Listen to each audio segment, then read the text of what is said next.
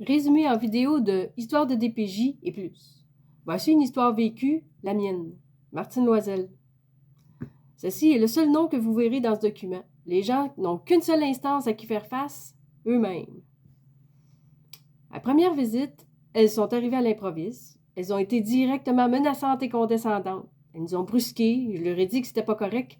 Comme elles continuaient, j'ai dit que je marchais à la bonté, que ça marchait très bien. La petite s'est fâchée, elle commençait à pleurer. Elle lui a demandé ce qu'elle avait et a dit « Je dis comme maman », en parlant de vouloir faire l'école à la maison. À cette visite, elles m'ont menacée en me disant « C'est nous ou la juge ». J'avais dit que je l'enverrais pas à l'école, je voyais pas le but à 3 semaines de la fin. J'ai bien vu que j'arriverais à rien, j'ai donc laissé un message disant que j'enverrais ma fille à l'école finalement. La deuxième visite, encore à l'improviste. C'était la première journée de retour à l'école et la petite allait arriver bientôt. Elles me disent, avec leur ton infantilisant, « On avait dit 3 choses, Madame Loisel, vous vous souvenez? » J'ai dit que je vois pas pourquoi elles s'acharnent comme ça puisque je l'envoie à l'école. Elles disent qu'elles ont vu autre chose, qu'elles sont la DPJ, font ce qu'elles veulent. Je leur demande de partir avant que la petite revienne parce que je voulais pas qu'elle vive ce stress en plus. Ça me décevait déjà de devoir lui apprendre que malgré la vérité et l'école, elle continuerait à venir. À cette visite, elle me demande si j'ai un avocat parce que si je suis pas d'accord, c'est elle ou la juge. Encore. La troisième rencontre est téléphonique. 2 heures de retard. J'avais préparé un texte et elle n'a pas été satisfaite. Je devais faire ce qu'elle me disait ou c'était les menaces. J'ai donc dit que je choisissais le juge. Je sentais que c'était là où je devais aller. Ça s'est passé très vite. Le huissier est arrivé 2 jours plus tard en soirée et nous étions sommés de nous présenter le lendemain à 13h30 au palais de justice, qui est à 1h15 de route de chez moi. Je devais tout planifier. J'ai presque pas dormi et au matin, je devais appeler l'aide juridique pour nous trouver des avocats. En arrivant sur les lieux, les intervenantes se mettent sur mon cas, comme si on n'avait pas assez à vivre. Elles se penchaient au-dessus de moi en me menaçant du doigt pendant que j'étais assise, devant la petite. Et personne n'a rien fait pendant qu'on se faisait maltraiter psychologiquement. Ni les avocats, ni les gardes. Ça a été tout le long. L'avocat de ma fille l'a emmenée 15 minutes dans une salle. Avant qu'elle parte, je lui ai dit de répondre aux questions. On a attendu des heures. Mon avocate m'a dit qu'on n'avait pas le temps de rien, de dire oui aux requêtes de la DPJ, que c'était ma parole contre la leur. J'étais abasourdie. Je lui ai dit, le bien et le mal, ça n'a aucune importance. Je dois faire ce qu'on me dit, puis c'est tout. On entre enfin dans la salle. Ma fille doit rester avec une des intervenantes. Ça a duré 5 minutes. L'avocat de ma fille dit qu'il a été assez longtemps avec ma fille et qu'elle a dit à peine oui et non. Ce qui est un mensonge, puisque ma fille m'a dit qu'il lui avait demandé si elle aimait les licornes et qu'elle avait répondu oui, mais qu'elle n'était pas réelle. Et que si je n'avais pas accepté les requêtes, il aurait demandé qu'elles soient placées. J'ai dit oui quand le juge m'a demandé si j'acceptais et c'était fini. En sortant, ils m'ont tous laissé sortir en premier. Ma fille n'était plus là. Je me suis mise à la chercher, les autres étaient derrière, j'ai commencé à parler plus fort pour qu'elle m'entende la chercher et sache que j'étais là. À peu près 2 minutes de ce manège quand l'intervenante me dit qu'elle est dans une salle avec l'autre intervenante. J'ai fait comme si de rien n'était en prenant la main de ma fille. On est retourné s'asseoir. Elle a dessiné tranquille. Je n'ai plus reparlé. On a encore attendu pas mal de temps jusqu'à ce qu'ils me disent que je pouvais partir. Elles sont ensuite revenues à chaque semaine me menacer en disant la juge et l'avocat de votre fille s'inquiètent. Vous vous souvenez de ce que son avocat a dit? Je leur ai dit que j'aurais le courage de 100 hommes puisqu'il le fallait. Elles ont inventé et déformé la vérité. Mon avocate, en plus de ne pas me défendre, me nuisait. J'ai donc décidé de m'en passer et de me monter un dossier moi-même. À la table avec les coordonnatrices, j'ai bien vu qu'elles ne feraient rien de plus. Elles disaient Sophie à ce que les intervenantes disaient. J'ai répondu à leurs questions, m'ont encore menacé qu'elles allaient demander que ma fille me soit retirée. Elles m'ont demandé comment je me sentais face à ça. J'ai dit que je savais depuis le début à qui j'avais affaire, que je continuais dans la même voie. Elles ont continué à me harceler et menacer jusqu'au procès. C'était évident qu'elles me jouaient dans la tête et tentaient de me déstabiliser. Elles m'ont dit qu'elles m'avertissaient que prendre des vidéos, elles n'étaient pas d'accord, que c'était utiliser ma fille.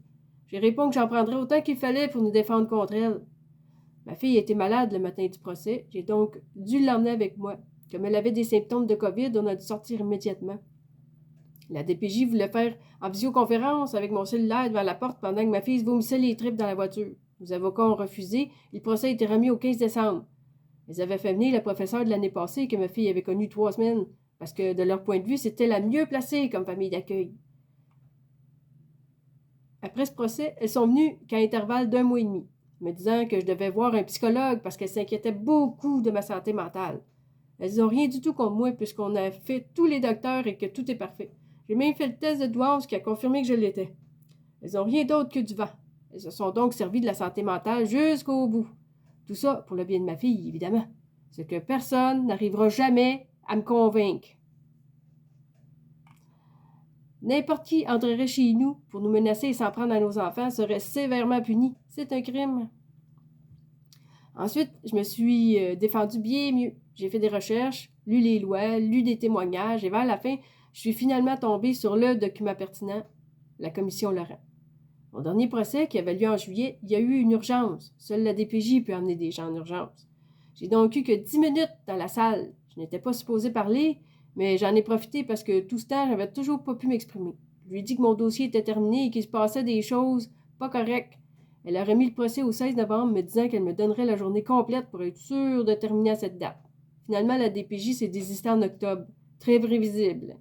Ils savaient tous que ça se passerait comme ça. C'est pas pour rien qu'ils font comme si on n'existait pas et que les avocats ne servent à rien.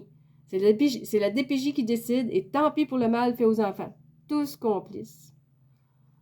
J'ai porté plainte au commissaire aux plaintes et au protecteur du citoyen, aussi inutile que le reste. J'ai voulu écrire à la directrice nationale, n'ai trouvé qu'un numéro qui n'était qu'une boîte vocale impersonnelle.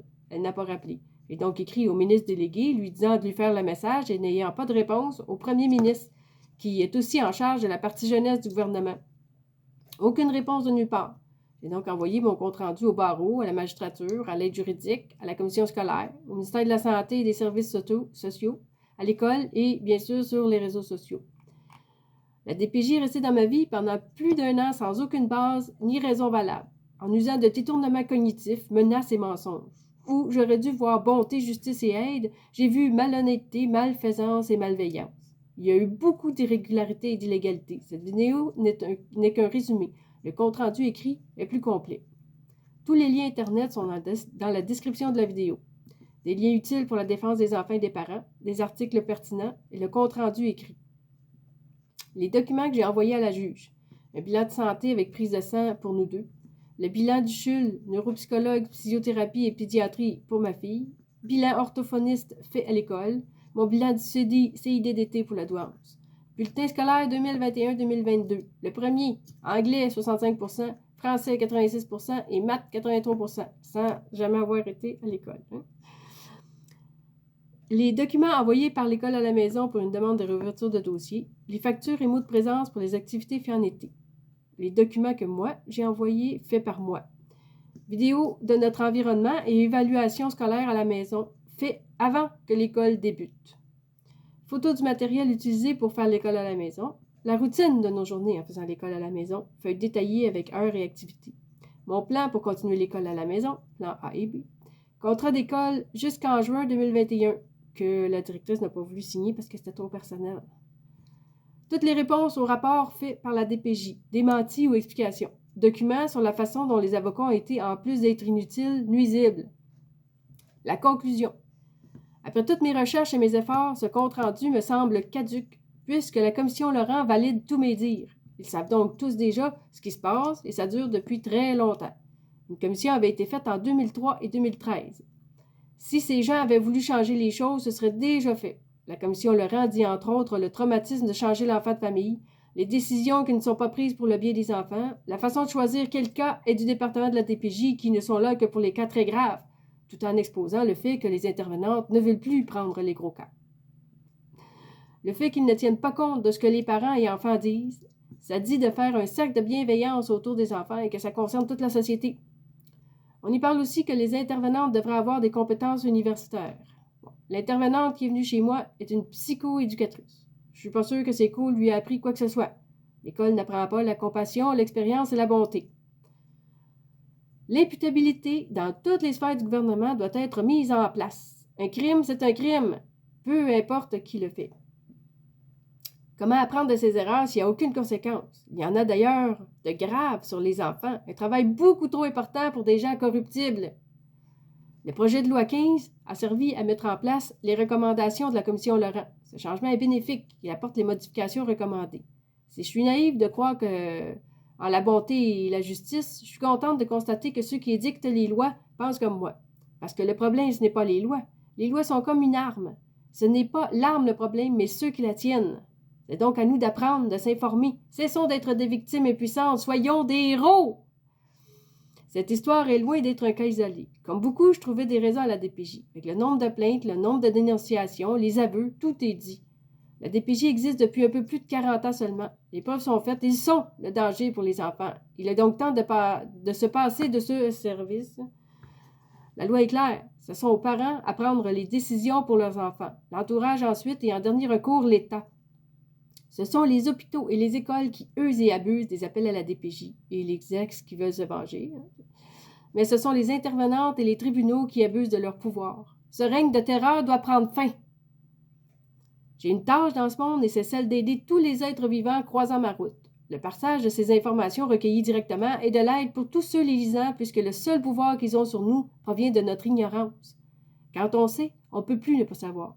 Tout comme nous ne pouvons savoir ce que nous ne savons pas. D'où l'importance d'exposer la vérité. Que la bonté gagne.